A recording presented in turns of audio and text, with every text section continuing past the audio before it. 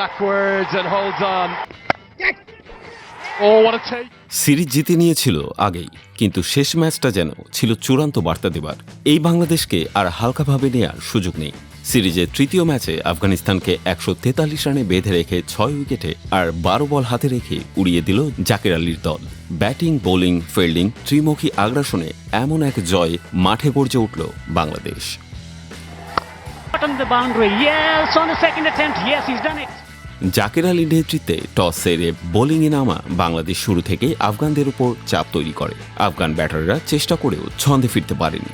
দারিউশ রাসুলি কিছুটা লড়াই করলেও তার 32 রানের ইনিংস দলকে বড় স্কোর এনে দিতে পারেনি। সিদ্দিকুল্লাহ আতাল করেন 28, আর ইনিংসের শেষ দিকে মুজিবুর রহমানের অপরাজিত 23 রানে মোটামুটি সম্মানজনক স্কোরে পৌঁছায় আফগানিস্তান।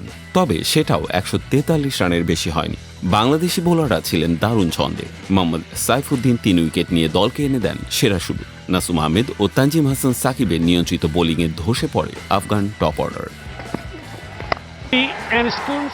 এরপর যখন ব্যাট হাতে নামে বাংলাদেশ, তখন শুরুটা ছিল খানিকটা ধীর। ওপেনার পারভেজ হোসেন ফেরেন 14 রানে, কিন্তু এই ধীরগতির পরেও যে কোনো সময় যে ঝড় উঠতে পারে তা যেন আজ করা যাচ্ছিল। ইনিংসের গতি বাড়ান তানজিদ হাসান ও সাইফ হাসান। বিশেষ করে পাওয়ার প্লের পর সাইফের এক ছক্কা যেন বদলে যায় ম্যাচের মোড়। তানজিদ 33 রানে আউট হলে দায়িত্ব তুলে নেন অধিনায়ক জাকের আলী ও ইনিংসের নায়ক হয়ে ওঠা সাইফ হাসান। ধীরস্থির শুরু থেকে হঠাৎ করেই আগ্রাসী মূর্তিতে দেখা যায় সাইফকে। তার ব্যাটে যেন ছন্দের সঙ্গে ফুটে উঠেছিল আত্মবিশ্বাস। তিনি খেলেন চোখ ধাঁধানো এক ইনিংস। ওভারের শেষ দিকে একটি বিশাল ছক্কা তো সরাসরি গিয়ে পড়ে গ্যালারির ছাদে। সেটি তাকে পৌঁছে দেয় 50 রানের মাইল ফলকে, যা তার আন্তর্জাতিক টি-20 ক্যারিয়ারের চতুর্থ 50। ইনিংসের শেষ দিকে নুরুল হাসান নামেন আর সেই গতি ধরে রেখে এক চমৎকার ছক্কায় ম্যাচ শেষ করে দেন। 12 বল বাকি থাকতে জয় নিশ্চিত হয় বাংলাদেশের।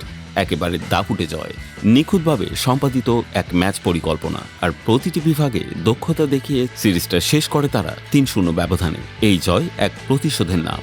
2018 সালে সেই হতাশার দেরাদুন সফরের পর থেকেই যেন অপেক্ষা ছিল, কবে আফগানদের এমনভাবে হারানো যাবে। সেই সফরে পূর্ণ শক্তির আফগান দলের কাছে 3-0 ব্যবধানে হোয়াইট ওয়াশ হয়েছিল বাংলাদেশ। 6 sixes in 2023 সালের রশিদ খানদের হারিয়ে 2-0 সিরিজ জিতলেও আফগানদের বিপক্ষে একটি পরিপূর্ণ ধবলধোলায় তখনও অধরা ছিল। আজ সেটি পূর্ণতা পেল।